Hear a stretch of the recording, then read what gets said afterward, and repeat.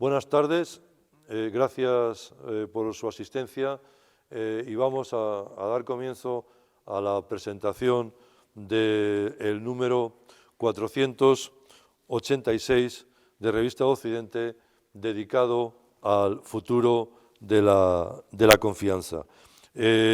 Antes que nada, queremos agradecer muy de verdad a la Fundación Ramón Areces la oportunidad de presentar este número de Revista Occidente aquí en la sede de la Fundación, a cuya generosidad debemos también el patrocinio del número que nos ocupa. Un doble agradecimiento, por tanto, a su director, a Raimundo Pérez Hernández, a Manuel Azcona y a todo el equipo, a todo el magnífico equipo de la Fundación Ramón Areces. Estos, como señala el filósofo alemán Marcus Gabriel, son tiempos raros y oscuros. Él acaba de publicar un libro con el título Ética para tiempos oscuros, porque son tiempos de niebla intelectual, tiempos de inquietantes retos y también de profundas amenazas. Revista de Occidente, desde el primer número, en julio de 1923, en los propósitos que escribe su fundador, José Ortega y Gasset, señala que la revista va a estar siempre atenta, dice, lupa en mano, a lo que Ortega denominó los temas de nuestro tiempo. Por lo tanto, próximos, además, nos quedan unos meses casi para cumplir los 100 años de existencia de la Revista de Occidente, hecho en el continente europeo, hecho solo comparable a la Nouvelle Revue Française. Seguimos ahí atendiendo precisamente, como nos indicara el fundador, lupa en mano, los grandes temas de nuestro tiempo. La generosa colaboración de la Fundación Ramón Areces, además, constituye una alianza decisiva en los esfuerzos por hacer de Revista de Occidente un foro de discusión, de diálogo y también, por supuesto, de propuestas encaminadas a configurar la interpretación de una cada vez más compleja sociedad. Por ello, gracias también especiales al profesor Juan Luis Suárez, que, si él me permite, es ya un habitual para satisfacción profunda de Revista Occidente, un habitual colaborador de la revista. Juan Luis es un brillante catedrático en la Universidad Western de Ontario, Canadá, donde además dirige el Culture Fledge Lab y además es uno internacionalmente de los más relevantes investigadores sobre lo que se ha denominado, y bien denominado, las humanidades digitales.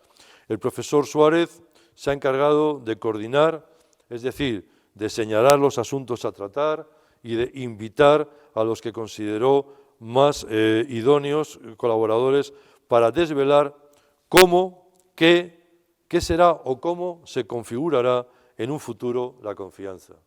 El futuro de la confianza es el asunto que nos convoca. Yo, si me permiten, voy a dar un brevísimo repaso a los asuntos que configuran este número dedicado al futuro de la confianza. Arranca la revista en sus primeras páginas con un ensayo del profesor Suárez titulado Filosofía de la interrupción. Continúa Pierre Jerrier-Forest con Pascal y la pandemia, pruebas, experiencia y expectativas. Jean-Philippe Vernet escribe sobre el futuro de la confianza, será distópico o descentralizado. Y dice, escapar del metaverso. Y cierra Jorge Giraldo Ramírez con algo que también desde la Fundación Ortega y Gasset Marañón, pero me consta que también desde la Fundación Ramón Areces, con especial proyección e incidencia en Iberoamérica. Y por eso el artículo de Jorge Giraldo Ramírez, brillante como el resto de los que he citado, se titula La confianza en Iberoamérica. Si les parece, yo, para empezar un poco este diálogo que vamos a sostener Juan Luis Suárez y yo en la sede de la Fundación Ramón Areces, le doy la palabra a Juan Luis para hacer una breve introducción y después ya vamos entrando en el debate de los asuntos que vayan saliendo. Así que, Juan Luis, en nombre de la Fundación Ramón Areces, te doy muchísimas las gracias en la revista Occidente y tienes la palabra. Bueno, muchas gracias a ti, a la revista Occidente y a la Fundación Ramón Areces por la posibilidad de haber colaborado en este proyecto y haber sido capaz de juntar a una serie de profesores e investigadores que desde diferentes puntos de vista, de diferentes disciplinas, desde diferentes países, nos han iluminado acerca de cómo conciben el futuro de la confianza y por qué es importante detenerse a reflexionar sobre un asunto tan importante para nuestras sociedades. Fundamentalmente, la idea de un número y de un proyecto acerca de la confianza tiene que ver, creo, con dos elementos fundamentales. Por una parte, la idea clara de que la confianza es el pegamento que mantiene juntas las sociedades. Sin confianza no hay sociedad, sin confianza no hay relaciones interpersonales, sin confianza no hay economía. Y el segundo elemento relacionado con eso es el deterioro de la confianza, al menos de la confianza en los sistemas tradicionales de gobiernos e instituciones, que se ha venido dando durante los últimos años y que se ha hecho patente a partir de las últimas mediciones producidas, por ejemplo, por el barómetro Edelman sobre la confianza, que habla claramente acerca del deterioro de la confianza en las instituciones tradicionales, pero también de un porcentaje muy alto de entrevistados, casi el 50%, que culpabilizan tanto a los gobiernos como a los medios de comunicación del deterioro de las instituciones y del deterioro de las relaciones sociales.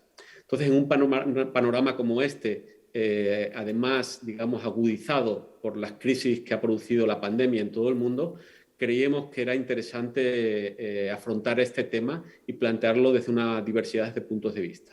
Oye, Creo que... Sí, Fernando. No, dime. No, un poco lo que quería decir es que cuando se habla de la confianza, a mí me gusta utilizar una imagen que creo que es muy clara. La confianza es básicamente un círculo, o se puede pensar como un círculo. Y es un círculo que se forma a partir de relaciones. Y las relaciones o el tipo de relación básica en una relación de confianza, en un círculo de confianza, tiene que ver con que yo entrego esa confianza a alguien, sea una persona o a una institución, a cambio de la perspectiva positiva de que voy a recibir un bien a cambio y de que esa confianza va a estar protegida por esa persona o esa institución. Sí, sí, sí. Pero eso supone automáticamente que el que entrega la confianza queda en una situación de vulnerabilidad y automáticamente se otorga al que protege la confianza un deber ético, legal y profesional de protegerla. Entonces, a raíz del establecimiento de ese tipo de relaciones, se crean los círculos básicos de confianza interpersonal, pero también los más amplios que dan un poco cabida a la estructura de una sociedad. Pensemos que conforme avanzan las relaciones sociales y los grupos se hacen más grandes, ya no conocemos directamente a las personas en las que depositamos la confianza y, sin embargo, son necesarias, tanto personas como instituciones. Y, por tanto, es mucho más importante que esos mecanismos que favorecen este círculo, que hace que todos estemos dentro de una sociedad, dentro de ese círculo, estén protegidos y estén reforzados. Básicamente lo que ocurre cuando la confianza se deteriora es que ese círculo se rompe y la gente empieza a quedar un poco fuera de ese círculo de relaciones, fuera de la sociedad. Por eso la sensación de vulnerabilidad, la sensación de fragilidad y la sensación de peligro e incomodidad que la quiebra de la confianza produce normalmente los seres humanos. Claro, en ese deterioro yo te quería preguntar, bueno, ese deterioro que nos puede conducir, para decirlo con un título cinematográfico, a una jungla de asfalto, prácticamente, ¿no? Y ahí te quería preguntar muy concretamente, y si se sale tú me corriges, pero esa inquietante o paulatina desconfianza, para decirlo así, ¿no?, en instituciones e incluso en relaciones personales. ¿Podría estar relacionado con la cuestión de casi la voladura de dos conceptos que han sido claves, por lo menos desde la Ilustración hasta aquí, que son el concepto de verdad y el concepto de autoritas? Sí, está claramente relacionado con todo eso, porque un poco la transformación o la transmisión de esos conceptos filosóficos en los sistemas políticos acaban siendo el establecimiento de los principios de libertad, de democracia y de privacidad. y una vez que se han, digamos, volado los conceptos de verdad y de autoridad, es imposible, digamos, tejer los conceptos derivados que hacen que seamos capaces de crear una sociedad basada en instituciones, las cuales las redes de la confianza sean mayores de las que se extienden a nivel personal. Oye, y desde ese punto de vista, ¿qué elementos serían necesarios para, si no restaurar, recuperar la confianza? Es decir, desde el punto de vista, es evidente, la universidad corre el gran riesgo, somos universitarios, la universidad corre el gran riesgo de quedarse en una burbuja apartada, volviendo a lo que señalaba al principio, apartada de los grandes temas de nuestro tiempo o de lo que preocupa a los ciudadanos, y lo mismo también lo que estamos viendo en el conjunto del mundo, no en un país determinado o ni siquiera en un continente, sino si la palabra global tiene algún sentido, lo tiene aquí, en esa especie de polarización que se está viviendo tremendamente al sur de Canadá, por ejemplo, es evidente en el caso de Estados Unidos, ¿no? Sí, quiero hacer referencia precisamente a una de las opiniones más destacadas sobre el tema de la confianza, que es la del politólogo americano de California, Francis Fukuyama, que, como sabemos, escribió un libro muy famoso acerca del fin de la historia, pero que tiene un libro también que se ha convertido en una especie de manual de filosofía política sobre el tema de la confianza. Y él escribía al principio de la pandemia, creo que era en febrero o en marzo del 2020, en la revista Atlantic, en Estados Unidos, cuando todavía Trump estaba negando la existencia de una pandemia, decía que el virus se iba a ir, etcétera, que el futuro de la pandemia de alguna manera ponía en juego el futuro de nuestros sistemas políticos. Y él decía, si seguimos por este camino y comparando Estados Unidos con China en aquel momento, él decía, lo que va a acabar decantando a nuestros ciudadanos en un sentido o en otro no va a ser el hecho de que un régimen sea democrático o autoritario, sino la confianza que tienen en sus líderes y en sus sistemas para resolver los problemas de los ciudadanos. Creo que eso era significativo respecto a ese manto global que se ha extendido y cómo el tema de la confianza acaba siendo fundamental en relación con el tipo de sistema político que quieres promover. Es decir, los ciudadanos no pueden sentirse desprotegidos fuera de la tienda que los protege en el Estado, en la universidad, en la familia, en las fundaciones, en las organizaciones de la sociedad civil. Esos tienen que seguir funcionando. Y creo que eso es fundamental tanto en un sistema político como en otro. Oye, bueno, estaba haciendo referencia precisamente a los artículos, pero me gustaría también señalar quiénes son los autores de los artículos, porque he dicho sus nombres, pero quiero destacarlo precisamente por la calidad de ellos mismos, de sus carreras, ¿no? Pierre Gerrier Forés es profesor de la Cumming School de Medicina en la Universidad de Calgary, de Canadá, y ha sido director de la Escuela de Política Pública de esa misma universidad, director del Instituto para la Salud y la Política Social de la Universidad Johns Hopkins y presidente de la Fundación Trudeau y científico jefe de Sanidad de Canadá. En fin, es alguien muy, muy relevante. Jorge Giraldo Ramírez, al que señalaba precisamente con la desconfianza o la confianza en el futuro de la confianza en Iberoamérica, es doctor en filosofía y profesor emérito de la Universidad EIFIT en Colombia y autor de libros como Así en la guerra como en la paz o Guerra civil posmoderna. Y Jean-Philippe Vernet es profesor de estrategia en la School of Management de la University College de Londres y ha sido director del Scotia Bank Digital Banking Lab en la EB Business School de Canadá. Quiero decir que en ese sentido, pues desde la propia revista de Occidente estamos muy protegidos en cuanto a los colaboradores que tú, Juan Luis, habías elegido. En el artículo de Pierre Gerrier Forés yo había destacado una cuestión que, si me permites, cito, porque él, haciendo referencia a uno de los últimos libros del sociólogo francés Pierre Bourdieu, Meditaciones pascalianas, recuerdo que el artículo de Forés es Pascal y la pandemia, prueba, experiencia y expectativas, dice lo siguiente Forés. El sociólogo francés aprende de la insistencia de Pascal en la necesidad de una comprensión práctica de los asuntos humanos y otorga su confianza a quienes emplean su conocimiento en hacer lo correcto, apartándose todo lo posible de la postura abstracta y arrogante de los censuradores de salón. Aquí la clave, yo te pregunto, es, claro, donde hoy está todo el tinglao, si me permites el término, es en hacer lo correcto. Porque hasta hace recientemente poco tiempo intuíamos que era hacer lo correcto. Hoy, adelante, Juan Luis. Sí, yo creo que el artículo de P.G. Forrest es muy importante, no solo por la experiencia práctica que él ha tenido en el gobierno de la salud pública de Canadá, sino porque cuando hablas con él es una fuente de información en tiempo real acerca de lo que están pensando hacer la mayor parte de los gobiernos de Occidente durante la pandemia.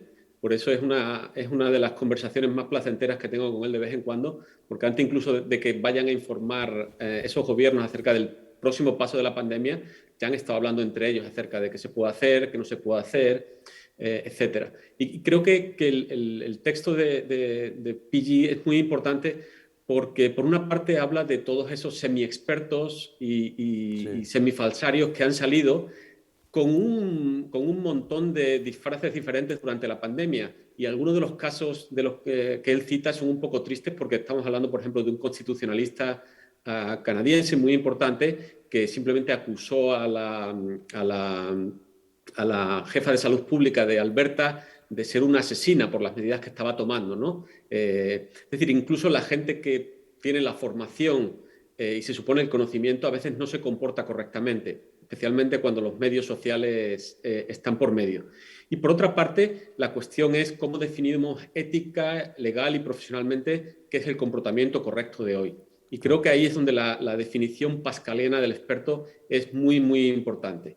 Y creo que esa definición pascaliana del experto, del que se comporta con humildad, del que intenta poner el bien común por encima de intereses particulares, especialmente en asuntos de salud pública, el que reconoce la limitación del conocimiento que se tiene en cada momento, las dudas, el que es capaz de avanzar según se va conociendo más de la situación. Al fin yo creo que en la mayoría de las sociedades es percibido como una persona de bien que ejerce su profesión de manera correcta, aunque no acierte siempre. Aunque no acierte siempre. Es decir, el problema de la infalibilidad que a todos nos otorgan los medios sociales, creo que está de alguna manera empezando a superarse. Y la gente de verdad, en el medio plazo, no en la instantaneidad de la decisión inmediata o del comentario que nos viene por un medio social, acaba reconociendo eso. Yo creo que eso es muy, muy importante. Porque, por ejemplo, te preguntaba lo de un poco el deterioro del concepto de autoritas en el sentido de contraponerlo al concepto o la idea de autoridad, que es distinto. Es decir, la autoritas es que, como tú bien dices, yo reconozco tu autoridad, tu autoritas, porque la autoridad es la que manda y ya está. La autoritas es el que seduce, el que convence, y entonces yo te otorgo mi confianza a ti porque tengo plena seguridad de que estoy, digámoslo en términos más populares, en buenas manos, ¿no? Pero señala también, como tú citas P.G. Forrest, dice, la enseñanza que hay que retener, ilustrada vívidamente por numerosos enfrentamientos durante la pandemia, es confiar en quienes tienen un conocimiento basado en la experiencia y están dispuestos a confesar, al paso que la crisis se alarga y se hace más profunda, que no lo han hecho todo bien en vez de en quienes tienen un conocimiento externo y no dejan de reclamar atención y estatus, aunque para ello tengan que abandonar la teoría o el modelo preferido ayer a medida que las circunstancias cambian. Esto me recuerda un poco, si me permites, para introducir una nota de humor, aunque no es un asunto muy serio, pero esa cosa que ahora se repite mucho del gran Groucho Marx, cuando decía, estas son mis convicciones, pero si no le gustan tengo otras, ¿no? Es decir, que aquí está la clave, pero te quería preguntar, y tú como experto en las humanidades, ¿no? Claro, aquí lo que confluye, y lo estamos viendo en todos los países, en todo el orbe, aquí lo que confluye es que por un lado está estos expertos que tienen que, por otra parte, proyectar, ¿no? Esa opinión certera y estudiada al espectáculo mediático. No sé cómo lo ves desde Canadá. Sí, sí, aquí el problema es muy parecido. Es muy complicado saber cuando un experto en políticas públicas sale en los medios de comunicación a quién está hablando exactamente. Si está Sí. hablando a la ciudadanía, si está hablando para los medios sociales, si está hablando para determinados grupos que están esperando la intervención simplemente para reaccionar, y es muy, muy complicado. Creo que el artículo de Forrest y la referencia a Pascal son fundamentales para el tema de la Fundamentales. autoridad a la que hacías mención antes. ¿Por qué? Porque la traída a colación de Pascal no es gratuita. Pensemos que estamos hablando de alguien que está pensando sobre todo en términos de prudencia, de conocimiento práctico, de conocimiento aplicado en la sociedad, no simplemente en un laboratorio cerrado donde la realidad y los eventos del día a día no tienen cabida, que es lo que estamos viviendo en la pandemia. Es decir, cualquier tipo de decisión, cualquier tipo de modelo, hay que comprobarlo con la realidad, y la realidad tiene su propia dimensión. Yo, ya sabes que tenemos a veces un privy joke, un chiste privado en la Fundación Ortega Marañón, que es que hablemos de lo que hablemos, siempre citamos a Ortega. Pero fuera de esa broma privada, no, estaba recordando al hilo de lo que acabas de decir, muy certero, es que hay una cuestión que plantea Ortega que dice que toda realidad ignorada prepara su venganza. Sí, y esa ha sido una de las lecciones fundamentales y sigue siendo de la pandemia. ¿No? Y se confunden, desgraciadamente, en uno de los casos, digamos, de falacia intelectual más extendidos que hay en la historia, al menos desde el Renacimiento, en la historia intelectual del Renacimiento, es confundir los modelos mentales que preparamos sobre la realidad con la realidad misma. Y Exacto. curiosamente, eso ha ocurrido incluso con lo que yo llamaría de alguna manera el dogmatismo de los datos. Es decir, la sensación no de que los datos no sean importantes, claro que lo son, pero los datos tienen que pasar por un proceso de interpretación, de aplicación y de aterrizaje en la realidad. Los Exacto. datos por sí mismos no hacen nada. Los datos son, como diría Whitehead, en proceso y realidad son los dados, que Sí. luego hay que interpretar. Eh, Entonces, ahí hay una cuestión muy importante, y vuelvo al tema de Pascal, es de quién está bebiendo Pascal. Pascal se trae a colación en un tema relacionado con el siglo XXI porque está hablando del debate tradicional entre dogmatismo y escepticismo.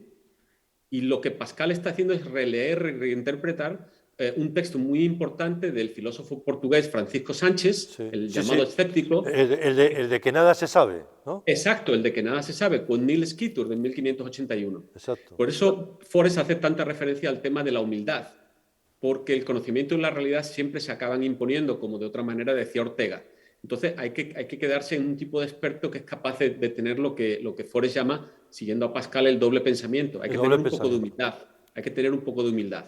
Sí, señor, ese que nada se sabe, que es un libro extraordinario que recorre. No, ahora te quería comentar precisamente siempre alrededor de la confianza, ¿no?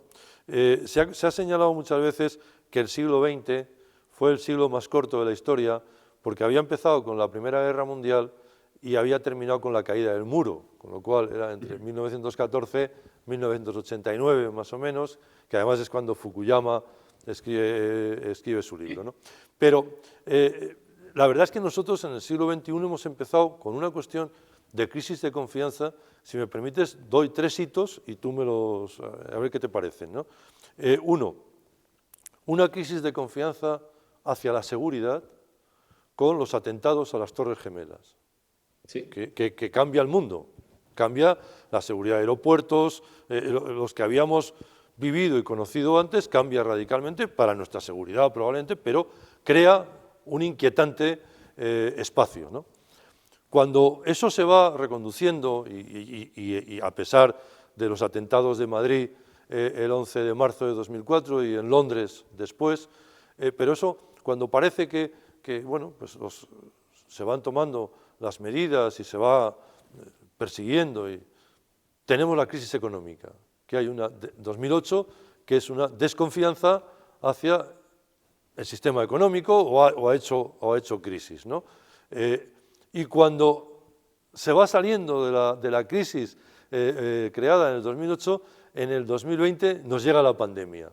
¿No te parece que estos 3 espacios son verdaderamente, bueno, con unos retos tremendos, ¿no? que tendremos que salir de ellos, ¿no? Sí, y los tres responden a lo que en geopolítica se conoce como amenazas existenciales a la humanidad. Es decir, Es, no son pequeñas amenazas de eh, una escala controlable, exacto, son concebidas al menos como amenazas existenciales las tres, por enfermedades de un virus, por cuestiones de un colapso de la economía, basada en la economía financiera, tanto como está últimamente, y el tema de la seguridad física, simplemente del existir o no existir a raíz de amenazas terroristas. Las exacto. tres yo creo que son, un poco llevando el agua a mi propio Sí, sí, molino, que es donde quiero que vayas. modelos o ejemplos de las interrupciones que estamos viviendo a principios del siglo XXI. Yo lo enmarco ahí en términos del antropoceno, tanto por la dimensión ecológica, pero sobre todo porque creo que la definición más importante del antropoceno para entender cómo estamos yendo a otra época es la de que es una época creada por los propios seres humanos. Eh, Claro, creada por los propios seres humanos, pero sin haber tenido todavía conciencia de las consecuencias de todo lo que hemos creado en los últimos años. Exacto. Bueno, tú abres el volumen casi contextuando todo lo que va a ser el resto de los artículos con lo que denominas filosofía de la interrupción. ¿Qué es la filosofía de la interrupción?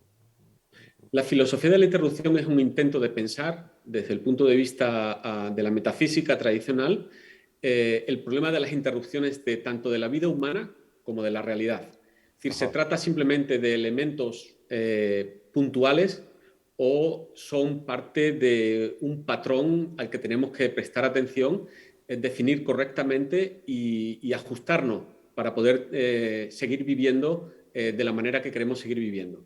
Es un poco la idea general. Entonces, el problema de la interrupción está relacionado fundamentalmente con asuntos tradicionales de la filosofía, como el de la extensión, el de la continuidad, si hablamos en términos cartesianos, o de Leibniz o de Whitehead, y cómo un falso sentido de continuidad que se manifiesta a través de la normalidad, de la seguridad y de muchos otros principios que sostienen la vida cotidiana, se están cuestionando. Se están cuestionando porque o bien algunas de las cosas de ese mundo pasado del siglo XX del que tú hablabas están terminando y no somos capaces de reconocer esos finales, o estamos recibiendo señales del futuro, de lo que en términos de Zubiri y de la metafísica aristotélica se llamaba la potencialidad del mundo. Es decir, la potencialidad es lo que no se ha actualizado todavía, está ahí, nos está dando señales y no somos capaces de interpretarla porque tenemos una tendencia a interpretar nuestro mundo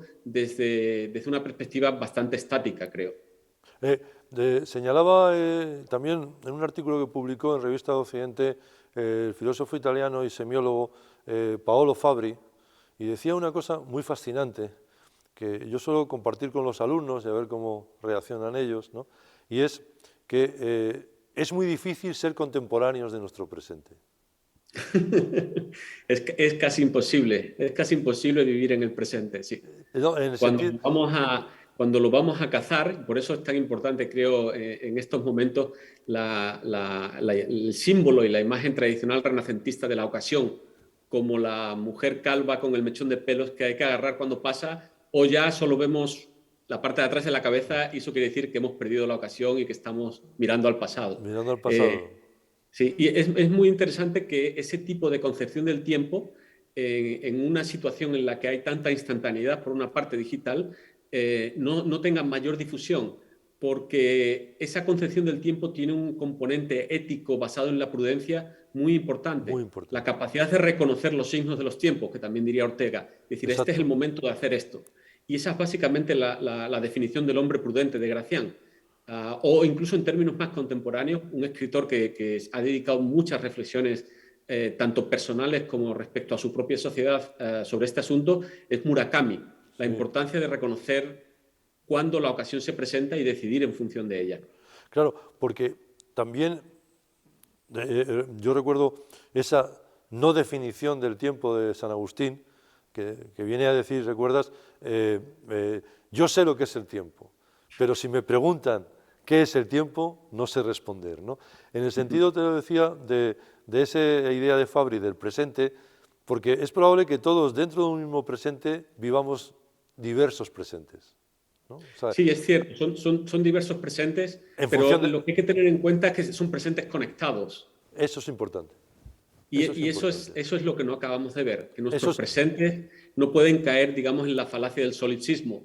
Exacto. Eh, son presentes que están conectados y la falta de visión acerca de esa conectividad, de los ciclos dinámicos que esa conectividad presenta, que estamos viendo en la pandemia, que estamos viendo en los problemas de logística mundial a nivel global, que estamos viendo en los problemas de seguridad, son los que nos impiden tener una sensación, digamos, apropiada de los tiempos en los que estamos viviendo. Pues, estaba recordando ahora, que estabas diciéndolo, el cuento de Borges, El jardín de los senderos que se bifurcan, y después de la pandemia, con la confianza, uno podría pensar que estamos dentro de el jardín de los problemas que se bifurcan, ¿no? Y que nunca tienen solución, Exacto. porque de alguna manera, con una metáfora musical, cada uno de ellos acaba adoptando su propia melodía, sin que haya un ritmo común que entienda esos caminos que se bifurcan como parte de una misma composición jazzística. Sí. Yo creo que eso es fundamental, la capacidad de esas síntesis temporales que dicen, bueno, estos son contrapuntos, pero el ritmo es este. Y ahí de nuevo la idea del político prudente, que es capaz de ver eso, de comunicarlo y de contextualizarlo para la sociedad, para la gente, es fundamental para imprimir confianza en nuestros sistemas de gobierno. Claro, la prudencia lleva también una cuestión de confianza y de mirar un poco más allá. Yo recuerdo el refrán, vamos, el dicho chino, digamos, ¿no? Ya muy citado siempre, pero que viene un poco a cuento de que cuando el dedo señala la luna, el imbécil mira el dedo, ¿no? Es decir, en el sentido de este presentismo, de esta especie de orgía de presentismo que estamos viviendo y que somos incapaces de mirar, y quizá por eso vamos a tientas moviéndonos día a día, ¿no? Sí, eso tiene una manifestación que ya creo que somos todos conscientes de ella, pero no analizamos, muy relacionada con los medios digitales. Tiene que ver con lo que se llama la falacia de las etiquetas. O sea, las etiquetas funcionan en los medios digitales, es decir, las palabras sueltas, para indicar algo, con la función deíctica tradicional del lenguaje. Pero los sistemas digitales la utilizan no para indicar algo, sino para organizar la realidad. Ya, Y nos ocurre a todos por deformación que cuando vemos una etiqueta, es decir, cuando vemos a algo señalando a otra cosa, nos quedamos en la etiqueta, no en la realidad a la que está señalando. Lo cual, digamos, refuerza la idea del presentismo, de un presentismo espacial, de un presentismo lingüístico basado en etiquetas, de un presentismo cultural, que nos acaba impidiendo ver la realidad que hay detrás de esas etiquetas que utilizamos para describirla. porque uno de los asuntos que a ti también te han interesado mucho ha sido la cuestión de la complejidad de la sociedad actual y de la realidad actual, ¿no?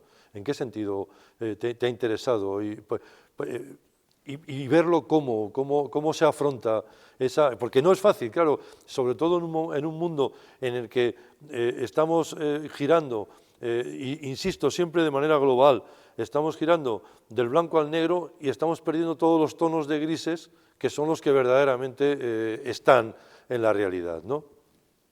Sí, yo creo que la idea más interesante de la complejidad para un poco explicar el tiempo en que vivimos Sí. es que la complejidad hace referencia a la emergencia de fenómenos. ¿Hala? Es decir, a la emergencia de fenómenos. Es decir, asumes que hay una serie de relaciones conforme más conexiones, más conectividad hay entre la gente, entre diferentes tipos de realidades, entre diferentes mundos, más emergencia hay, pero de nuevo, como en el caso de la luna y el dedo, la importancia no está en esas conexiones inmediatamente, sino en los fenómenos que emergen por encima de esas conexiones, que son producto de ellas, pero cuyas leyes hay que descifrar. Hay que Y creo decir. que eso es lo fundamental. Por eso el caso de la pandemia es un caso de comportamientos emergentes y de cómo controlar comportamientos emergentes, porque no se trataba de cortar asuntos específicos, sino de ser capaz de prever cómo cada una de las olas iba a afectar a otras cosas que están relacionadas digamos, con la pandemia en sí misma. Y creo que esa es la realidad en la que vivimos en todos los ámbitos. En Es decir, todos. cuáles son las interrelaciones, pero sobre todo cuáles son las cosas que están emergiendo de esas interrelaciones. Y eso es lo que hay que gobernar realmente.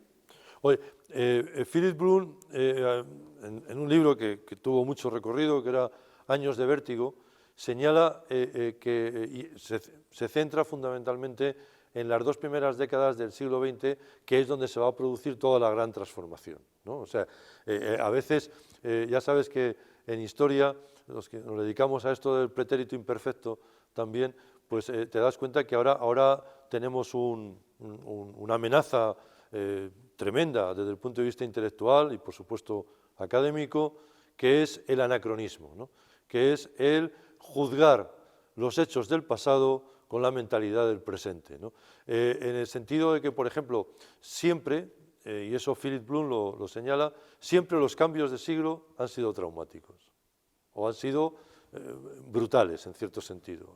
Podríamos recordar, por poner ejemplos, cómo a comienzos del siglo XX aparecen muchos elementos, pero yo voy a citar 3, y tú seguro que os amplías, 3 que van a cambiar la vida cotidiana de la gente, que van a cambiar el imaginario colectivo de la gente, que son el cine, que va a cambiar radicalmente la visión del mundo, el cine, por supuesto, los aviones, ¿no?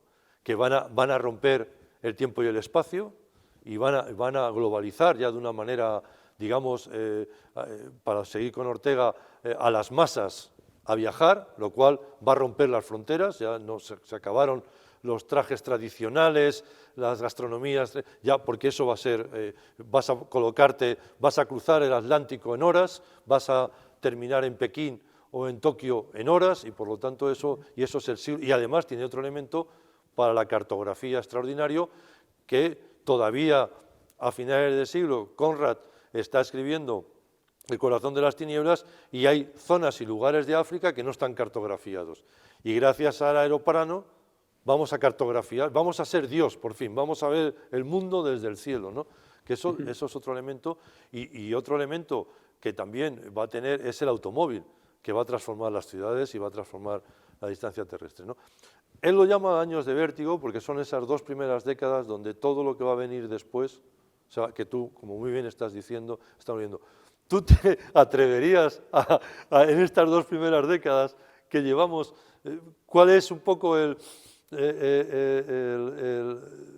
aire de los tiempos, esa sintonía que puede estar sonando y que, como tú bien dices, se va a ir desarrollando después a lo largo de las décadas, ¿no?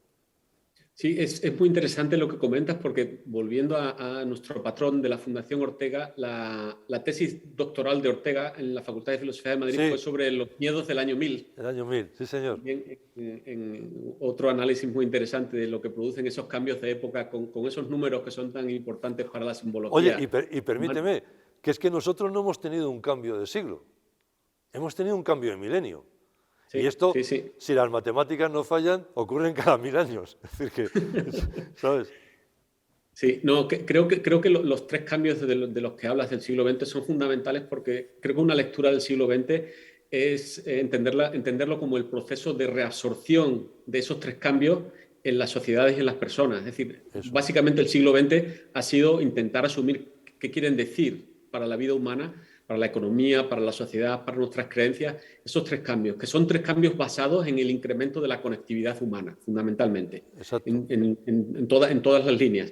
Y el siguiente nivel de eso es lo que estamos viendo, en mi opinión, a principios del siglo XXI. Yo creo que una manera de definir las grandes plataformas digitales es como motores de creación de conexiones, básicamente.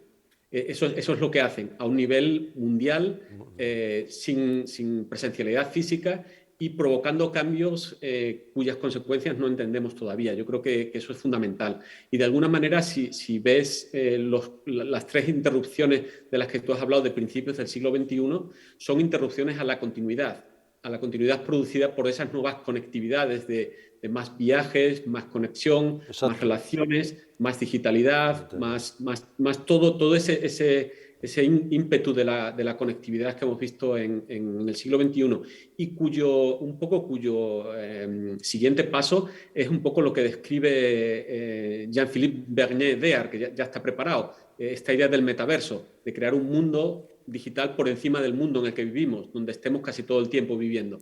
De alguna manera eso ya está ahí. Con los riesgos que eso que eso puede tener, sin ninguna duda, ¿no? Bueno, que tiene, Que tiene, ¿no? son Que tiene, terribles. A la vista de quiénes son algunos de los protagonistas que están vendiendo esta distopía y las consecuencias que sus plataformas están teniendo para lo que hemos dicho al principio, para la libertad, para la privacidad, para la democracia, en definitiva, para la confianza la de los seres confianza, humanos. para depositar la confianza de la representación, ¿no? No, te Sí. contaba porque en esta cuestión del metaverso, efectivamente, pues, fenómenos como el de Matrix, por ejemplo, ¿no? De una realidad, llegan a configurar, llegan a estar en la realidad de verdad. Por ejemplo, yo recuerdo cuando se produjo un accidente tremendo de aviación en Barajas hace unos años, bueno, en un escenario dantesco, el avión incendiado, los gritos, la gente corriendo, las ambulancias y los bomberos inmediatamente presentes allí, y hay un niño que se ha perdido, pero que ya el padre le encuentra, y según contaban, cuando el padre le encuentra, el niño, asustado todavía, pero por el espectáculo que está ahí viviendo, le dice a su padre algo que debería hacernos reflexionar, porque le dice: papá, ¿cuándo termina la película? Sí, curiosamente, una gran parte de las utopías o las distopías digitales que están empezando a materializarse tienen su origen en ciencia ficción. Exacto. Desde Asimov Sí, sí. hasta las creaciones del metaverso, hasta casi Matrix, como dices, casi todo lo han ideado creativos antes de que los tecnólogos y los economistas de esas empresas lo intenten monetizar, como se dice ahora. Sí, sí, Con un poco por una parte, el otorgamiento del poder que tiene la imaginación en el ser humano, pero por otra parte la capacidad que necesitamos tener para distinguir lo que es la realidad de la ficción. De la ficción.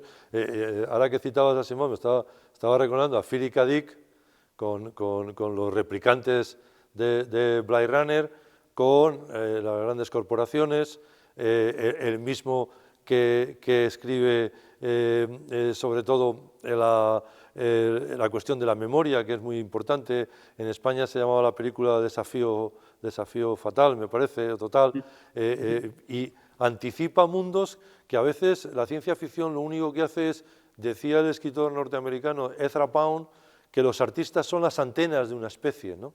Y los artistas están con esas antenas que van un poco por delante, ¿no? ¿Qué te parece esto?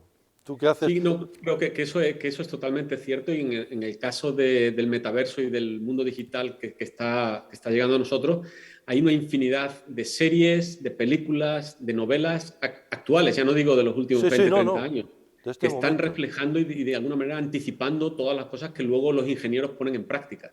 Hay algunas que más vale que no las pongan en práctica para todos los que nos siguen. Pues claro, hay una serie terrorífica, brillante, pero terrorífica, no sé si la conoces, que es Black Mirror, que son todo distopías, pero distopías que te dejan la carne de gallina, ¿no? O sea, Creo que casi todos los episodios particulares dentro de cada uno de los capítulos están basados en realidades que la gente, sobre todo la gente joven, está viviendo. Claro. Una gran parte de los problemas que tenemos actualmente es porque esas cosas que Black Mirror describe son reales, están ocurriendo ya. Sí, eso es no en la dimensión en la que lo plantean, pero un poco la idea del metaverso es fundamental en ese sentido. Es un poco la realización en términos reales, con una base tecnológica y económica de ese mundo distópico del que habla Bernier. Y ahí quería hacer una referencia, si no te importa, a una institución que sigue siendo básica en la producción de confianza, que creo que más que en la producción de dinero, que es lo que han hecho últimamente con mucho tino durante la pandemia, los bancos centrales, que es a lo que me refiero, son una de las piezas claves en la producción de confianza en las sociedades actuales. Absolutamente. Y lo digo tanto en cómo nos han sacado las castañas del fuego en las últimas crisis, en casi todas las que tú has mencionado antes, en la de la pandemia claramente, pero hay otra tarea que están haciendo en una coordinación que creo que es muy buena en la mayor parte de los bancos mundiales, de los bancos centrales de todo el mundo, que es el ofrecer alternativas por un lado, y por otro el de parar los intentos que hay por parte de todas estas corporaciones para establecer las monedas virtuales. Exacto. Las monedas virtuales que van a ser, digamos, la clave última para hacer posible ese metaverso. Pero claro, en el momento en que las monedas virtuales dependan de una corporación como Facebook o Google, ya no, la confianza entre tú y yo a la hora de establecer un intercambio o a la hora de cuando yo voy al supermercado a comprar algo o a comprar algo en el metaverso digital, ya no va a estar controlada y armonizada por un banco central que tiene ciertos referentes democráticos y está dirigido por expertos. Está controlada por los accionistas y por los dirigentes de una corporación para sus intereses privados. Y eso es fundamental porque estamos hablando de toda la economía y de todos los intercambios sociales. En este caso, de nuevo, con muy buen tino, a pesar de los muchos otros problemas que se pueden criticar del sistema chino, el Banco Central chino ha puesto total control y parada sobre todos los intentos que han hecho las plataformas chinas para desarrollar sus propias monedas, por las repercusiones de desequilibrio social y económico que implicarían. Oye, en el artículo que has citado de El futuro de la confianza será distópico o descentralizado, escapar del metaverso de Jean-Philippe Bernet, tiene una cita de Stephen King extraordinaria. A mí Stephen King, tú das un curso de creatividad, pero a mí Stephen King me parece un gran escritor. Lo que pasa es que tiene la mala suerte de que vende muchos libros y de que le han hecho muchas películas, ¿no? Pero la cita, yo te la leo y la comentamos, si quieres. Sí. La confianza del inocente es la herramienta más útil del mentiroso. Clavada, ¿Ves? clavada. O sea, esa cita es como uno de esos agujeros que te permiten ver toda la realidad en un solo instante. Exacto. Y que representa, describe muy bien lo que hemos vivido con tantos usurpadores, tiranos, mentirosos, pseudo expertos y muchas de las situaciones que estamos viviendo en la actualidad. Es una cita clavada. Claro, ¿no? Que le da pie a él. Probablemente todos escribimos, y no sé si a veces uno pone la cita al principio al escribir o la pone al final. Yo me atrevería a decir, pero sin ningún tipo de referencia, pero que es que la cita le da todas las alas al artículo, es decir, Sí. de Bernet, ¿no? Por la vivacidad. Una de las cosas que tenía anotadas del artículo, vuelvo un momento y después ya terminamos con Iberoamérica, pero de P.G. Forest, es que yo me había puesto aquí en la revista en algo que para los bibliófilos no se puede hacer, pero que son las marginalias, ¿no? Las notas que uno se pone tal, y me he puesto clave de la confianza. Te lo leo y a ver qué te parece, ¿eh? Dice: en el fascinante cuento que introduce los 3 discursos de Pascal, la población de una isla perdida confunde al superviviente de un naufragio con su soberano desaparecido. La moraleja de la historia es que una persona debe actuar como un rey, pero no debe perder nunca de vista que no es más que un náufrago. Confiemos en los expertos que son capaces de esta clase de pensamiento doble. Por una parte, juzgando correctamente y actuando con decisión, guiados por una verdadera lealtad a la ciencia. Por otra, similares en muchos aspectos a los demás miembros de la comunidad, advertidos de que sus creencias internas no son ni coherentes ni estables, y que esas creencias pueden confundirlos como confunden a los demás.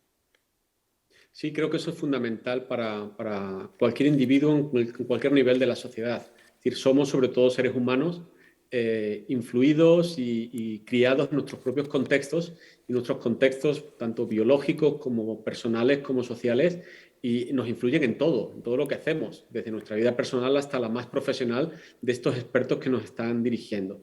Y un poco volviendo digamos, a otro título y a otra metáfora filosófica clave de Ortega, la de las ideas y las creencias. Sí. De alguna manera no somos más que las creencias sobre las que vivimos, las que nos permiten decir, asegurarnos con toda confianza de que cada día que salimos a la calle está ahí puesta y no dudamos nunca sobre ella. Entonces creo que eso es fundamental, ¿no? Tanto en esa referencia al náufrago, al fin y al cabo somos todos náufragos por la simple idea de que la realidad y la vida es más grande que nosotros. Y nosotros simplemente vamos corriente abajo por esa realidad que nos supera. Y de la que de vez en cuando tenemos retazos de en qué consiste, de cómo funciona. Por lo tanto, por una parte está la obligación profesional, social y externa de dar claridad, de dar claves a lo que está ocurriendo, pero por otra parte con toda la humildad de decir, bueno, yo soy uno más de los que estamos aquí en el mismo barco. Exactamente. En ese concepto de naufragio, que está también muy bien citado, muy bien traído, está la vieja idea de que la vida nunca está en orden. Nunca está en orden y nunca se termina. Nunca se Exacto. termina. Si quieres, terminamos con Jorge Giraldo Ramírez y la confianza en Iberoamérica y esto que leo. A la luz de trabajos recientes, pueden prescribirse 3 tipos de prácticas de generación de confianza. Prácticas de dejar la piel o jugarse la piel, esforzarse por hacer bien las cosas asumiendo riesgos y subsanando los fallos de la operación empresarial. Jugarse la piel se opone a la maximización de las ganancias, ya que implica asumir voluntariamente pérdidas para mantener los beneficios de las otras partes interesadas. Las prácticas de poner la cara a los usuarios y al público en general implican aparecer cuando las cosas no funcionan bien, cuando se piden cuentas o se hacen reproches, exigen coraje para responder por los errores argumentativa o materialmente. La práctica de estar ahí significa estar siempre presentes y quizá en un nivel más exigente, estar pendientes, atentos, superar la rutina de los vínculos transaccionales de corto plazo, como hablábamos, y construir vínculos relacionales duraderos. Es decir, aquí introducimos otro concepto clave para la confianza, la responsabilidad. Exacto. La responsabilidad como motor de la continuidad, que es fundamental tanto en la economía como en los negocios como en la sociedad. Por eso él hace tanta insistencia en eso de estar ahí siempre presente. El saber que cuando haya problemas, cuando esa definición original o inicial de la confianza de vulnerabilidad se hace efectiva y los que han depositado su confianza se sienten vulnerables, la responsabilidad de aquel a que se le ha otorgado la confianza es estar ahí. En Y esa es alguien, su primera responsabilidad. no, en alguien que asume la responsabilidad, además, es alguien que te puede decir, yo lo he intentado, pero no he podido. Y Exacto. eso gana confianza incluso al que se va. Sí, O, gana confianza y gana lealtad. Gana exacto, confianza y gana lealtad, que es otra es cuestión una fundamental. enorme lealtad a la sociedad a la que estás sirviendo y al mismo tiempo esa sociedad te reconoce que eres una persona honesta, que te has entregado, que te has equivocado, que las circunstancias no han funcionado y que no te vas a empeñar en enmendarla porque tiene que venir otro o otra a que eso se solucione. Juan Luis, siempre es un placer hablar contigo. Espero que los que nos siguen a través de la Fundación Ramón Areces piensen lo mismo. Una conclusión de con perdón, secretario de redacción lo tengo que decir, pero primero porque no he tenido nada que ver, has sido tú, este magnífico número de El futuro de la confianza y también gracias al patrocinio de la Fundación Ramón Areces. Una conclusión para poder seguir, y además una conclusión, si me permites, porque en esta casa y en la Fundación Ortega también pecamos de optimistas, hacia ese futuro de la confianza. Bueno, un par de ideas fundamentales. No importa qué tipo de mundo creemos, la confianza va a ser fundamental porque es la base de las relaciones entre los seres humanos. Y de momento los seres humanos siguen siendo lo más importante para los otros seres humanos. No nos olvidemos de eso. Y la segunda tiene que ver con la idea de la interrupción. Hay que estar preparados para que la inercia de las continuidades que habíamos vivido en la última parte del siglo XX ha perdido fuerza y vamos a experimentar una serie de interrupciones que hay que pensar, que hay que gestionar, que hay que describir y para las que hay que prepararse. No es la primera vez que vivimos interrupciones. De hecho, mucha gente y una gran parte de otras sociedades viven interrupciones constantemente. Simplemente hay que estar preparados para ellas. Oye, pues en nombre de la Fundación Ramón Areces y en la revista de Occidente, muchísimas gracias de nuevo y podríamos terminar con, y ahí seguimos, ¿no? Ahí seguimos. Y ahí seguimos buscando, no ya solo el futuro de la confianza, sino a ver si tocamos el presente de la confianza. Juan Luis, muchísimas gracias y que no pases demasiado frío en Canadá.